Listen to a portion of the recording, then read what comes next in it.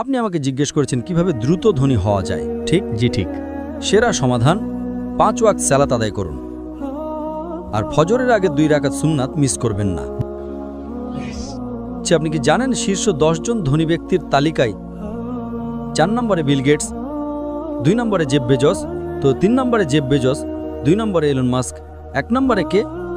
একজন মুসলিম যে ফজরের সালাত এবং সুন্নাত আদায় করে, সে এদের চেয়েও ধনী। কারণ নবী সাল্লাল্লাহু আলাইহি ওয়াসাল্লাম বলেছেন যে ফজরের 2 রাকাত সুন্নাত পৃথিবী এবং এর মধ্যে যা কিছু আছে তার চেয়েও বেশি মূল্যবান। অন্য সব সালাত সময় মতো পড়ি, ফজর আমি উঠতে পারি না।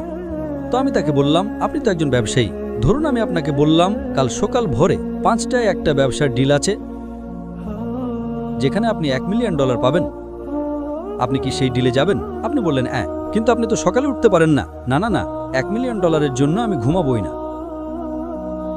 তাহলে $1 মিলিয়ন জন্য আপনি